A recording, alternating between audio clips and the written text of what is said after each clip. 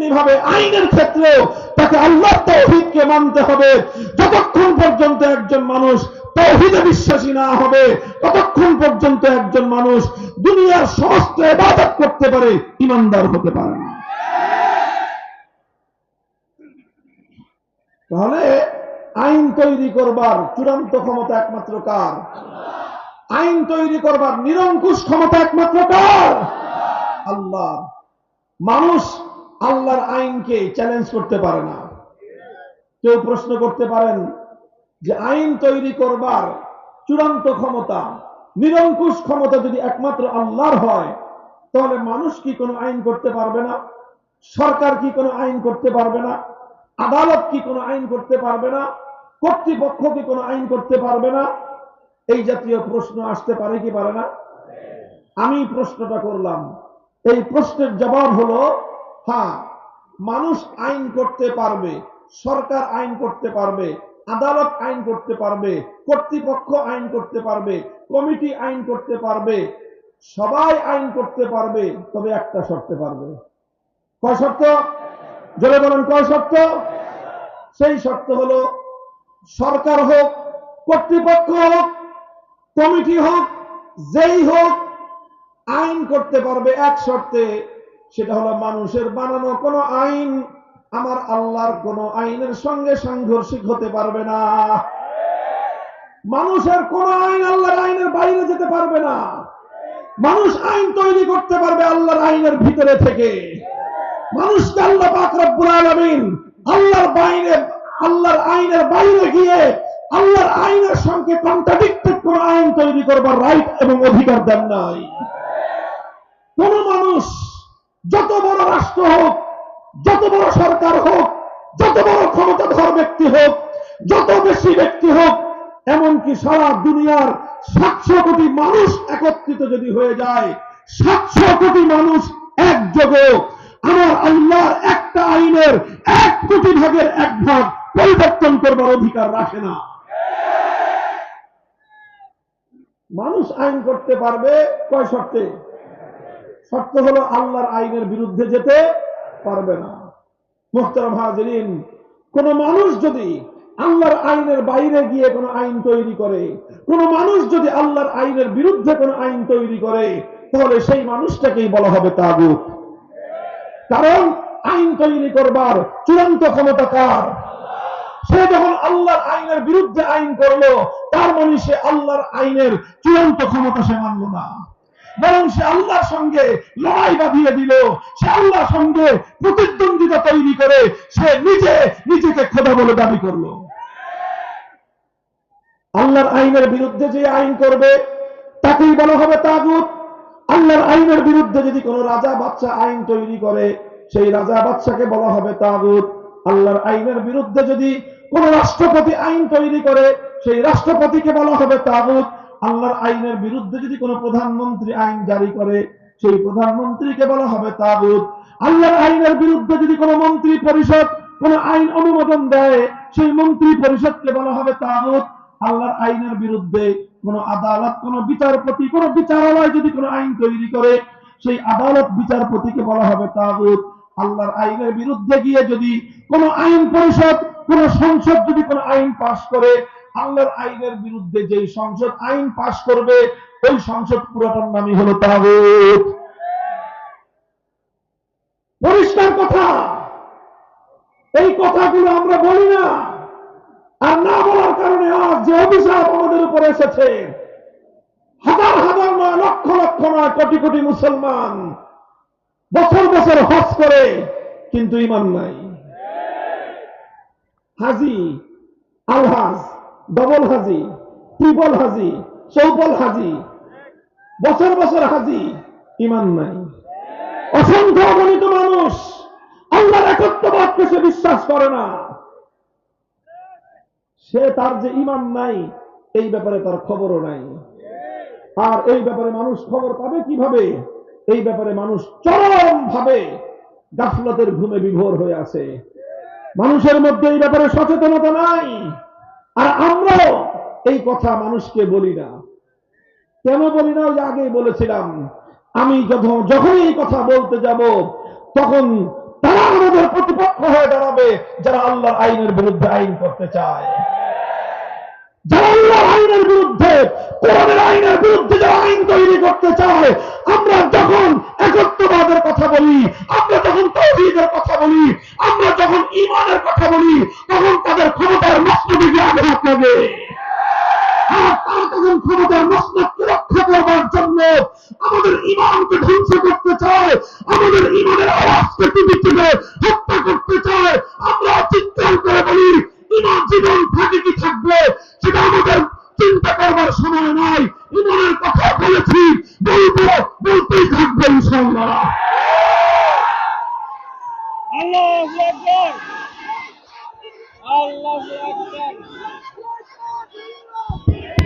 নারায়ে তাকবীর, লিল্লাহি তাকবীর। জাতির যারা প্রকৃত অর্থে নেতৃত্ব প্রদানকারী, আল্লাহ এবং তার রাসূলের পক্ষ থেকে সমাজের প্রকৃত রাহবার, নেতা, নেতৃত্ব দানকারী এই ইমাম সাহেবান, আলেম সমাজের পক্ষ থেকে আজকের এই আয়োজন, এখানকার হাজার হাজার মানুষ আপনারা তাদের ডাকে সাড়া দিয়ে এভাবে জমায়েত হয়েছেন, এটা বাংলাদেশের জন্য একটি শুভ লক্ষণ।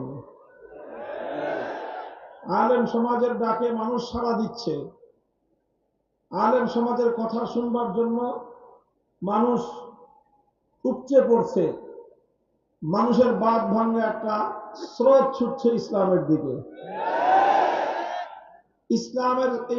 ইসলামের প্রতি মানুষের এই বাঁধ ভাঙ্গা জোয়ার, এটা যদি কোনোভাবে কেউ বাধা দেওয়ার চেষ্টা করে, বাদ দিয়ে গণজোয়ার এবং গণস্রোত রুখে দেওয়া যায় না। বরং পানির ধর্ম হলো এই, পানি যেখানে বাধা পায় সেখানে পানির গতি আরো বৃদ্ধি পায়। ইসলামের প্রতি, আল্লাহর কোরআনের প্রতি মানুষের এই জোয়ার, মানুষের এই আগ্রহ, এটা শুধু জুলুম করে, অত্যাচার করে, নির্যাতন করে কিছুদিনের জন্য এটাকে ঠেকায় রাখা যায়, স্থগিত করে দেওয়া সম্ভব হবে না। মুহতারাম হাজিরিন, আপনারা জানেন আমার আলোচনা বিভিন্নভাবে আপনারা অনেকে শুনে অভ্যস্ত। আমি কিছু বিশেষ বিষয়ে আমি বিশেষভাবে কথা বলি, আলোচনা করি, এবং সেই কথাগুলি শোনার জন্যই আপনারা আজকে আমার এখানে মাহফিলে সমবেত হয়েছেন। সেই কথাগুলো বলি যে বুঝে শুনেই বলি। দুটো জিনিস বুঝি আমি যে কথাগুলো বলি। প্রথম যে জিনিসটা বুঝে আমি এই কথাগুলো বলি, প্রথমে আমি কি কথা বলি, আমি বিশেষভাবে গুরুত্ব দিয়ে বলি সমাজ এবং রাষ্ট্র ব্যবস্থায় ইসলাম বিরোধী যেই তৎপরতা পরিচালিত হয়, সেই সমাজ এবং রাষ্ট্র ব্যবস্থায় ইসলাম বিরোধী সকল অপতৎপরতার তীব্র ভাষায় আমি প্রতিবাদ করি। আরো অনেক বিষয় আছে ইসলামের, অনেক বিষয় আছে ইসলামের, অন্যান্য বিষয়ে কথা বলার মতো আমার চেয়ে আরো অনেক দক্ষ যোগ্য লোক আলহামদুলিল্লাহ পর্যাপ্ত আছে। বলবেন যে তাহলে এই বিষয়ে কি আপনার চেয়ে দক্ষ আছে না, যোগ্য আছে না? আছে, তবে সবাই বলতে চায় না। আমার চেয়ে অনেক যোগ্য লোক আছে, তবে কে খামাখা ঝামেলা কান্দে নেয়, বুঝলেন নাই কথা? তো সমাজ এবং রাষ্ট্র ব্যবস্থা ইসলাম বিরোধী যেই অপতৎপরতা, ইসলাম বিরোধী যেই ধারা, ইসলামের বিরুদ্ধে যে কার্যকলাপ, এটার বিরুদ্ধে সিদ্ধান্ত নিয়েই আমি কথা বলি। প্রথম কথা হলো এটা। দ্বিতীয় কথা হলো আমি এটা জানি, এটা আমাদের বুঝ আছে যে এই কথা বলতে গেলে ঝামেলা হবে, এটা নির্বিঘ্ন কথা না। এই জাতীয় কথা বলতে গেলে সমাজে যারা সমাজ এবং রাষ্ট্রকে, রাজনীতিকে যারা নিয়ন্ত্রণ করতে চায়, তাদের আতে ঘা লাগে, তাদের স্বার্থে আঘাত লাগে। যারা ইসলামকে সমাজ থেকে, রাষ্ট্র থেকে মাইনাস করতে চায়, আমাদের বক্তব্য তাদের পথান্তরায় হয়ে দাঁড়ায়। আর তখন তারা তাদের পথের বাধা দূর করবার জন্য আমাদের কণ্ঠকে স্তব্ধ করে দেওয়ার চেষ্টা করে। আমরা জেনে বুঝে সিদ্ধান্ত গ্রহণ করে এই কথা বলি, মাঠে নেমেছি এজন্যই যে কথা বলতে থাকবে, কোরআনের কথাগুলো আমরা বলবো, হয় জীবন থাকবে না আল্লাহর কোরআনের জন্য জীবন উৎসর্গিত হবে।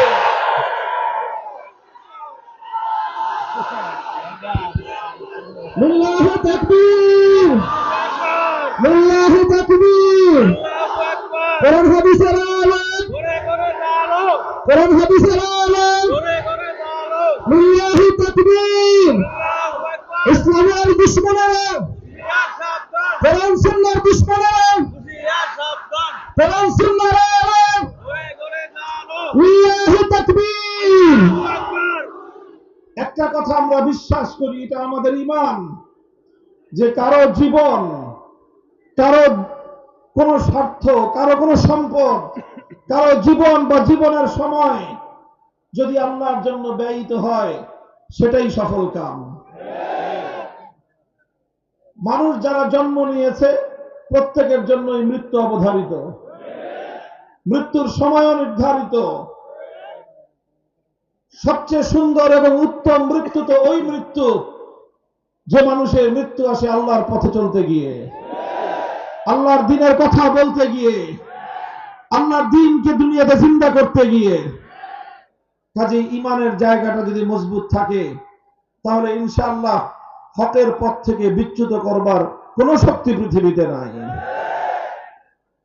আপনারা সাথে আছেন তো ইনশাআল্লাহ? ভাই, কথা তো একটাই, এখানে আমাদের জীবনের দর্শনটা খুব পরিষ্কার। হযরত ওমর ফারুক রাদিয়াল্লাহু তাআলা আনহু একটা কথা বলেছিলেন আল্লাহর নবীর সামনে, আবেগ মাখা কণ্ঠে তিনি বলেছিলেন, ইয়া রাসূলুল্লাহ, আলাইসা কাতলাহুম ফিন নার ওয়া কাতলানা ফিল জান্নাহ, আলাইসা কাতলানা ফিল জান্নাতি ওয়া কাতলাহুম ফিন নার। ইয়া রাসূলুল্লাহ, একটা প্রশ্নের জবাব দেন যে আমরা যারা আল্লাহর পথে, আল্লাহর কোরআনের জন্য আমরা কথা বলি, জীবন দেই, আমাদের কেউ যদি মারা যায় জান্নাতে যাবে, দ্বীনের জন্য যদি কারো জীবন যায় সে জান্নাতে যাবে, কথা ঠিক কিনা? নবীজি বললেন যে হ্যাঁ, কথা ঠিক। বললেন ওয়া কাতলাহুম ফিন নার, ইসলামের প্রতিপক্ষ হয়ে, আল্লাহর দ্বীনের প্রতিপক্ষ হয়ে কেউ লড়াইয়ের ময়দানে এসে যদি মরে সে যাবে জাহান্নামে, এটা ঠিক কিনা? আল্লাহর নবী বললেন এটাও ঠিক। এরপরের ফলাফল তো পরিষ্কার, ফালামা নুতিদ দুনিয়াতা ফি দীনিনা। যদি আমি মরলে জান্নাতে যাওয়ার কনফার্মেশন থাকে আর তুমি মরলে জাহান্নামে যাওয়ার কনফার্মেশন থাকে, নতি তো তোমাকেই স্বীকার করতে হবে। আমি কেন নত হব? আমি কেন আমার কথা থেকে সরে দাঁড়াবো? তোমাকেই বাতিলপন্থী, তোমাকেই তোমার বক্তব্য পরিবর্তন করতে হবে। হকের কথা আগেও বদলায় নাই, আজও বদলাবে না, কিয়ামত পর্যন্ত অপরিবর্তিত থাকবে।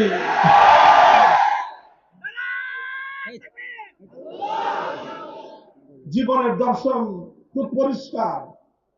যদি আল্লাহর জন্য, আল্লাহর দ্বীনের জন্য আল্লাহ পাক যদি আপনার জীবনকে কবুল করেন, আপনার সম্পদকে কবুল করেন, আল্লাহ যদি আপনার জন্য কিছু কষ্ট ক্লেশকে আল্লাহ আপনার জন্য ফয়সালা করে থাকেন, সেটা আপনার জন্য আমার জন্য দুর্ভাগ্য নয়, বরং সেটাই হলো আমাদের জীবনের চরম পাওয়া, পরম পাওয়ার চরম সফলতা। আল্লাহ পাক বুঝবার তৌফিক দান করেন। মুহতারাম হাজিরিন, আমি বললাম যে আমি সাধারণত এই বিষয়ে কথা বলি, সমাজ এবং রাষ্ট্রের ব্যবস্থায় ইসলাম বিরোধী যে তৎপরতা চলে এবং ইসলাম বিরোধী যে কার্যকলাপগুলো রয়েছে সেগুলো সংশোধন করার জন্য চেষ্টা করি। আমাদের স্বপ্ন, আমাদের আকাঙ্ক্ষা হলো আমরা এমন একটা সমাজ দেখতে চাই, এমন একটা ভূখণ্ড দেখতে চাই যে ভূখণ্ডে আইন চলবে একমাত্র কার? বাস, এটাই হলো আমাদের চূড়ান্ত চাওয়া, এটাই হলো আমাদের জীবনের পরম পাওয়া, যে আমরা আল্লাহর দ্বীনকে আল্লাহর জমিনে বিজয়ী আদর্শ হিসেবে দেখতে চাই। এটার জন্য আমাদের যা করতে হয়, যতটুকু করতে হয় ততটুকু করার জন্য আমরা প্রস্তুত থাকবো ইনশাআল্লাহ। আল্লাহ আমাদেরকে কবুল করেন। মুহতারাম হাজিরিন, আমি আপনাদের সম্মুখে পবিত্র কোরআনে পাকের সূরাতুন নিসার 60 নম্বর আয়াত তেলাওয়াত করেছি। আল্লাহ বলছেন, আলাম তারা ইলাল্লাযীনা ইয়াজউমুনা আন্নাহুম আমানু বিমা উনজিলা ইলাইকা ওয়া মা উনজিলা মিন ক্বাবলিক يريدون أن يتحاكموا إلى الطاغوت وقد أمروا أن يكفروا به ويريد الشيطان أن يضلهم ضلالا بعيدا। আল্লাহ রাব্বুল আলামিন বড় বিস্ময় নিয়ে, আশ্চর্য রকম একটা ভাব নিয়ে আল্লাহ প্রশ্ন রেখেছেন যে তোমরা কি দেখেছো, লক্ষ্য করেছো যে কিছু মানুষ এমন আছে যারা দাবি করে তারা নাকি ঈমানদার। তারা কি দাবি করে? তারা নিজেদেরকে ঈমানদার বলে কি করে? ইয়াজউমুন, কোরআনের শব্দ হলো তারা ঈমানদার বলে নিজেদেরকে দাবি করে, অথচ ইউরিদুনা আন ইয়াতাহাকামু ইলা তাগুত, তারা তাগুতের কাছে বিচার চাইতে যায়, তারা তাগুতের কাছে সিদ্ধান্ত জানতে চায়, তারা তাগুতের কাছে ফয়সালা জানতে চায়। কোরআনের এই আয়াতের স্পষ্ট বার্তা হলো এই যে কোন ব্যক্তি যদি তাগুতের কাছে ফয়সালা জানতে চায়, তাগুতের সিদ্ধান্ত মানতে চায়, তাহলে সে অনেক কিছু হতে পারে। সে প্রচলিত অর্থে হাজি হতে পারে, গাজী হতে পারে, কাজী হতে পারে, ঈমানদার হতে পারে না। কোরআনের কথা পরিষ্কার। সূরাতুল বাকারায় আল্লাহ বলেছেন, ফাত্তাবায়ানার রুশদু মিনাল গায়য়ি ফামান ইয়াকফুর বিত-তাগুতি ওয়া ইউমিন বিল্লাহি ফাকাদ ইসতামসাকা বিল উরওয়াতিল উসকা। আল্লাহ বলেছেন, তাবায়ানার রুশদু মিনাল গায়য়ি, কোনটা হেদায়েতের পথ, কোনটা সত্যের পথ, আর কোনটা ধ্বংসের পথ পরিষ্কার দিবালোকের ন্যায়। ফামান ইয়াকফুর বিত-তাগুত ওয়া ইউমিন বিল্লাহ, যে ব্যক্তি তাগুতকে অস্বীকার করে আল্লাহর উপর ঈমান আনবে, একমাত্র সেই সরল সঠিক পথে অবিচল অটল থাকতে পারবে। আল্লাহ পাক এই আয়াতের মধ্যে আল্লাহর উপর ঈমানের আগে বলেছেন তাগুতকে অস্বীকার করতে হবে। কাকে অস্বীকার করতে হবে? তাগুতকে অস্বীকার করতে হবে। অন্যত্র আল্লাহ বলেছেন, আল্লাযীনা আমানু ইউকাতিলুনা ফী সাবিলিল্লাহ ওয়াল্লাযীনা কাফারু ইউকাতিলুনা ফী সাবিলিত তাগুত।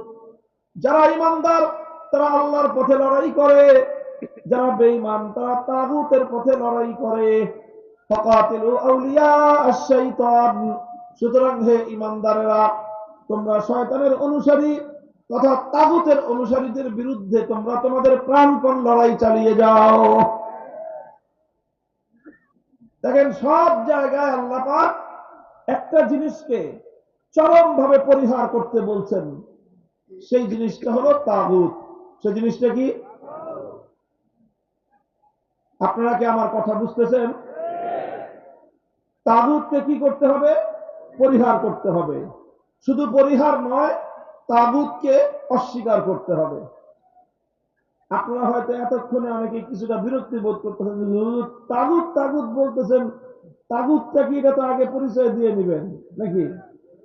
আমি ইচ্ছা করে এটা করতেছি, আপনাদের মধ্যে যেন বিরক্তিটা আসে। এই জন্য তাগুতটা কি জিনিস সেটা যেন বুঝার জন্য আপনাদের মধ্যে পরিপূর্ণ ইন্টেনশন তৈরি হয়, পরিপূর্ণ সেটার দিকে মনোযোগ যেন নিবদ্ধ হয়, সেজন্য আমি বারবার কোরআনের বিভিন্ন জায়গা থেকে এই তাগুত শব্দটাকে আমি রিপিট করতেছি, পুনরাবৃত্তি করতেছি, যেন বারবার আমাদের কানে তাগুত তাগুত তাগুত এই শব্দটা যেন আমাদের কর্ণকুহরে প্রবেশ করতে করতে শব্দটা যেন মুখস্থ হয়ে যায়। এই জন্য, কারণ আমরা তো অন্য সব কিছু খুব ভালো করে মনে রাখি। ভালো তারকা, ফুটবল খেলোয়াড়, ক্রিকেট খেলোয়াড়, অন্যান্য সিনেমার নায়ক নায়িকা, রাজনৈতিক নেতা খেতা, সবার কথাই সবকিছু আমরা মনে রাখি, কিন্তু আল্লাহর কোরআনের টার্মগুলো, কোরআনে পাকের শব্দগুলো আমাদের মনে থাকে না খুব একটা বেশি। কি শব্দ বললাম আমি এতক্ষণ? কি বললাম? মুখস্থ হয়েছে? এবার শুনেন তাহলে আসলে তাগুত জিনিসটা কি। কোরআনে পাকের মধ্যে অনেক জায়গায় যেহেতু এই শব্দটা প্রয়োগ হয়েছে, ব্যবহার হয়েছে, এই জন্য যারা কোরআন নিয়ে ব্যাখ্যা করেছেন, তাফসীর করেছেন, কাদীমান ওয়া হাদীসান, সর্বযুগের মুফাসসিরিন কেরামগণ তাগুত শব্দের ডেফিনিশন এবং তার সংজ্ঞা এবং পরিচয় দিয়েছেন। এই সব পরিচয় এবং সংজ্ঞাকে যদি একত্রিত করি তাহলে সার সংক্ষেপ আমি আমার নিজের ভাষায় আপনাদেরকে যেভাবে বুঝাতে পারি সেটা হলো, তাগুত বুঝতে হলে আগে আরেকটা শব্দ বুঝেন। সেই শব্দটা হলো গায়রুল্লাহ। কি শব্দ বললাম? গায়রুল্লাহ চিনেন? আপনারা গায়রুল্লাহ চিনেন? আমি গায়রুল্লাহ চেনাচ্ছি আপনাদেরকে। এক এবং অদ্বিতীয় একমাত্র কে? জোরে বলেন, এক এবং অদ্বিতীয় একমাত্র কে? ওয়াহদাহু লা শারীকা লাহু একমাত্র কে? এক আল্লাহ ছাড়া বাকি পৃথিবীতে যা কিছু আছে সব হলো গায়রুল্লাহ। আসমান কি? গায়রুল্লাহ। জমিন কি? ফেরেশতা কি? মানুষ কি? রাজা বাদশা, উজির নাজির, মন্ত্রী এমপি সব কি? এমনকি নবী ওলি যত বলেন পীর বুজুর্গ সব হলো গায়রুল্লাহ। এক এবং অদ্বিতীয় হলেন একমাত্র আমার আল্লাহ। কথা পরিষ্কার? এক হলেন আল্লাহ, আল্লাহ ছাড়া যা আছে সব কি? গায়রুল্লাহ। তো কোন গায়রুল্লাহকে যদি কেউ আল্লাহর জন্য নির্ধারিত যে আসন, সেই আসনে বসায়, আল্লাহর জন্য নির্ধারিত যে বৈশিষ্ট্য, সেই বৈশিষ্ট্য যদি কোন গায়রুল্লাহকে কেউ দেয় তাহলে সেই গায়রুল্লাহকেই বলা হয় তাগুত। কথা বোঝা গেল? আল্লাহর জন্য একটা আসন আছে, আল্লাহর একটা নিজস্ব ভিন্ন মর্যাদা আছে। আল্লাহর সেই মর্যাদার মধ্যে যদি কোন গায়রুল্লাহকে এনে শরীক করা হয় তখন সেই গায়রুল্লাহকে বলা হয় তাগুত। এবার আপনারা তাগুত বুঝতে পারলেন? তাগুতকে আমি সুনির্দিষ্ট দৃষ্টান্ত দিয়ে আপনাদের সামনে আরো পরিষ্কার করছি। যেমন ধরেন, মহাবিশ্বের মধ্যে, এই কুল কায়নাতের মধ্যে ইবাদতের উপযুক্ত একমাত্র কে? ইবাদতের উপযুক্ত একমাত্র কে? আল্লাহ। এখন কেউ যদি যেই ইবাদতের উপযুক্ত একমাত্র আল্লাহ, আল্লাহকে ছাড়া অন্য কাউকে যদি কেউ মাবুদ বানায়, অর্থাৎ অন্য কারো জন্য যদি কেউ ইবাদত করে, তাহলে যার ইবাদত করলো আল্লাহ ছাড়া, সেই গায়রুল্লাহকে এসে ইবাদতের মধ্যে আল্লাহর স্থানে স্থান দিল। কথা বলেন ঠিক না বেঠিক? তাহলে ইবাদতের উপযুক্ত একমাত্র কে? এখন আল্লাহকে বাদ দিয়ে অন্য কোন গায়রুল্লাহর জন্য যদি কেউ ইবাদত করে তাহলে যে গায়রুল্লাহর ইবাদত করা হলো সেই গায়রুল্লাহকেই বলা হবে তাগুত। সে যুগের মানুষ লাত, মানাত, উজ্জা, হুবাল এই সকল দেবদেবীর পূজা করত, অথচ ইবাদত করবে একমাত্র কার জন্য? আল্লাহকে বাদ দিয়ে যখন লাতকে পূজা করা হলো তখন লাত হয়ে গেল তাগুত। আল্লাহকে বাদ দিয়ে যখন মানাত, উজ্জা, হুবাল এই সকল দেবতাগুলোর কেউ পূজা করলো তখন এই সকল দেবতাগুলোর পরিচয় হলো এরা তাগুত। বর্তমান যুগের মানুষ লাত, মানাত, উজ্জা, হুবালের পূজা করে না। এখনকার মানুষ পূজা করে কেউ দুর্গার, কখনো সরস্বতীর, কখনো কালী, নাম না জানা জানা নানা মূর্তি, দেবতা, দেব দেবতার পূজা করে। কথা বলেন ঠিক না বেঠিক? তো যখন এক আল্লাহর পূজা না করে, এক আল্লাহর ইবাদত না করে দুর্গার পূজা করা হলো তখন দুর্গাকে বলা হবে তাগুত। আল্লাহকে বাদ দিয়ে যখন কালীর পূজা করা হলো তখন কালী দেবীকে বলা হবে তাগুত। আল্লাহকে বাদ দিয়ে যখন সরস্বতীর পূজা করা হবে তখন সরস্বতীর দেবীকে বলা হবে তাগুত। অর্থাৎ আল্লাহর জায়গায় যাকেই বসানো হবে, আল্লাহর জায়গায় যেই বসবে তাকেই বলা হবে তাগুত। তাহলে ইবাদতের একমাত্র উপযুক্ত কে? এটাকেই বলা হয় তাওহীদ। এটাকে কি বলা হয়? তাওহীদ। এটাই একত্ববাদ। এটাই হলো ঈমানের সবচেয়ে গুরুত্বপূর্ণ পয়েন্ট। এটাকে বলা হয় তাওহীদ ফিল ইবাদাহ। ইবাদতের মধ্যে আল্লাহর একত্ববাদ, অর্থাৎ ইবাদতের ক্ষেত্রে আল্লাহর সঙ্গে অন্য কাউকে শরীক করা। যদি ইবাদতের মধ্যে আল্লাহর সঙ্গে অন্য কাউকে শরীক করা হয় তাহলে তাকে বলা হবে কি বলা হবে?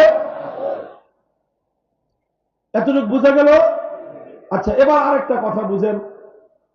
এই জন্য আমরা বলি কি, লা ইলাহা, একমাত্র মাবুদ কে? জোরে বলেন, একমাত্র মাবুদ কে? এটাই লা ইলাহা ইল্লাল্লাহর অর্থ। একমাত্র মাবুদ হলেন আল্লাহ। আল্লাহ ছাড়া অন্য কোন মাবুদ আর কোন মাবুদ নাই। মুহতারাম হাজিরিন, ইবাদতের মালিক যেমন একমাত্র আল্লাহ, মহাবিশ্বের মধ্যে ইবাদতের উপযুক্ত যেমন একমাত্র আল্লাহ, আল্লাহ ছাড়া এই মহাবিশ্বের মধ্যে ইবাদতের আর দ্বিতীয় কোন উপযুক্ত কেউ নাই। ঠিক তেমনি ভাবে এই কুল কায়নাতের মধ্যে আসমান জমিন, বিশ্ব, গোটা বিশ্ব, মহাবিশ্ব, এই সব কিছুর মধ্যে আইন তৈরি করবার, কোনটা বৈধ কোনটা অবৈধ এটা নির্ধারণ করার চূড়ান্ত ক্ষমতা একমাত্র কার? আইন তৈরি করবার একমাত্র অধিকার হলো আমার আল্লাহর। চূড়ান্ত ভাবে আইন করার অধিকার আল্লাহ ছাড়া দুনিয়ার কোন মাখলুকের নাই। এটাও একটা তাওহীদ। এটাকে বলা হয় তাওহীদ ফিল হাকিমিয়াহ। এটা হলো আইন করার ক্ষেত্রে তাওহীদ, আইনের তাওহীদ। আগেরটা ছিল ইবাদতের তাওহীদ, আর এটা হলো কিসের তাওহীদ? আইনের ক্ষেত্রে তাওহীদ। একজন মানুষ শুধু ইবাদতের ক্ষেত্রে তাওহীদ মানলেই চলে না। ইবাদতের ক্ষেত্রে যেরকম তাকে আল্লাহর তাওহীদকে বিশ্বাস করতে হবে, ঠিক তেমনি ভাবে আইনের ক্ষেত্রেও তাকে আল্লাহর তাওহীদকে মানতে হবে। যতক্ষণ পর্যন্ত একজন মানুষ তাওহীদে বিশ্বাসী না হবে, ততক্ষণ পর্যন্ত একজন মানুষ দুনিয়ার সমস্ত ইবাদত করতে পারে, ঈমানদার হতে পারে না। তাহলে আইন তৈরি করবার চূড়ান্ত ক্ষমতা একমাত্র কার? আইন তৈরি করবার নিরঙ্কুশ ক্ষমতা একমাত্র কার? আল্লাহ। মানুষ আল্লাহর আইনকে চ্যালেঞ্জ করতে পারে না। কেউ প্রশ্ন করতে পারেন যে আইন তৈরি করবার চূড়ান্ত ক্ষমতা, নিরঙ্কুশ ক্ষমতা যদি একমাত্র আল্লাহর হয়, তাহলে মানুষ কি কোনো আইন করতে পারবে না?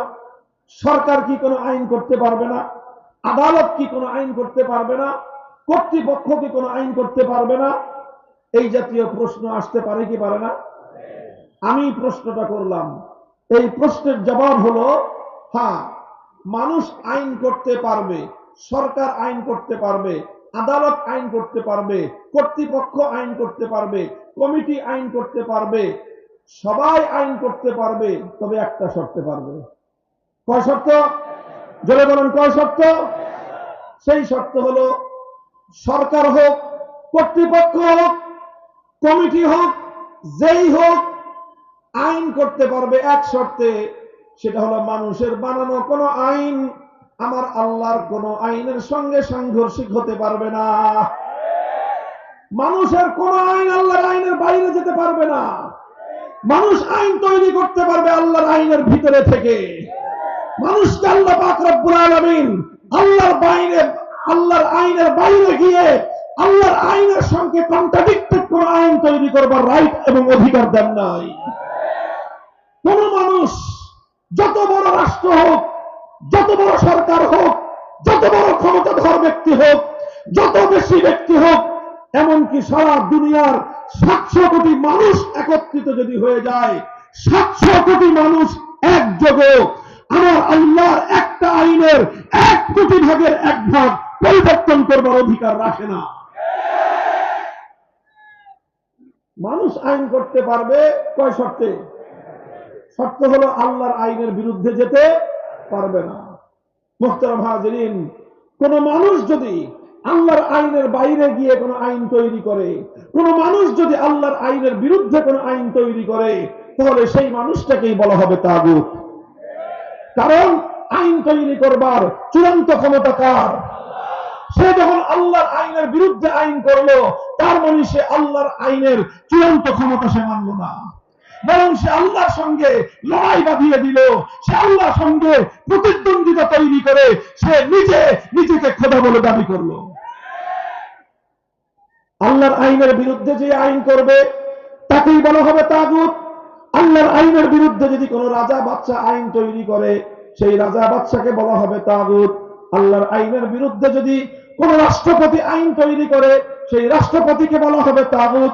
আল্লাহর আইনের বিরুদ্ধে যদি কোন প্রধানমন্ত্রী আইন জারি করে, সেই প্রধানমন্ত্রীকে বলা হবে তাগুত। আল্লাহর আইনের বিরুদ্ধে যদি কোন মন্ত্রী পরিষদ কোন আইন অনুমোদন দেয়, সেই মন্ত্রী পরিষদকে বলা হবে তাগুত। আল্লাহর আইনের বিরুদ্ধে কোন আদালত, কোন বিচারপতি, কোন বিচারালয় যদি কোন আইন তৈরি করে, সেই আদালত বিচারপতিকে বলা হবে তাগুত। আল্লাহর আইনের বিরুদ্ধে গিয়ে যদি কোন আইন পরিষদ, কোন সংসদ যদি কোন আইন পাশ করে, আল্লাহর আইনের বিরুদ্ধে যেই সংসদ আইন পাশ করবে, ওই সংসদ পুরোটার নামই হলো তাগুত। পরিষ্কার কথা। এই কথাগুলো আমরা বলি না, আর না বলার কারণে আজ যে অভিশাপ আমাদের উপরে এসেছে, হাজার হাজার নয়, লক্ষ লক্ষ নয়, কোটি কোটি মুসলমান বছর বছর হজ করে কিন্তু ঈমান নাই। হাজি, আলহাজ, ডবল হাজি, ট্রিপল হাজি, চৌপল হাজি, বছর বছর হাজি, ঈমান নাই। অসংখ্য অগণিত মানুষ আল্লাহর একত্ববাদকে সে বিশ্বাস করে না। সে তার যে ঈমান নাই, এই ব্যাপারে তার খবরও নাই। আর এই ব্যাপারে মানুষ খবর পাবে কিভাবে? এই ব্যাপারে মানুষ চরম ভাবে গাফলতের ঘুমে বিভোর হয়ে আছে। মানুষের মধ্যে এই ব্যাপারে সচেতনতা নাই। আর আমরাও এই কথা মানুষকে বলি না। কেন বলি না? ওই যে আগেই বলেছিলাম, আমি যখন এই কথা বলতে যাব, তখন তারা আমাদের প্রতিপক্ষ হয়ে দাঁড়াবে, যারা আল্লাহর আইনের বিরুদ্ধে আইন করতে চায়, যারা আল্লাহর আইনের বিরুদ্ধে, কোরআনের আইনের বিরুদ্ধে যারা আইন তৈরি করতে চায়। আমরা যখন একত্ববাদের কথা বলি, আমরা যখন তাওহীদের কথা বলি, আমরা যখন ঈমানের কথা বলি, তখন তাদের ক্ষমতার মসনদে আঘাত লাগে। আর তারা তখন ক্ষমতার মসনদকে রক্ষা করবার জন্য আমাদের ঈমানকে ধ্বংস করতে চায়, আমাদের ঈমানের আওয়াজকে টিপে টিপে হত্যা করতে চায়।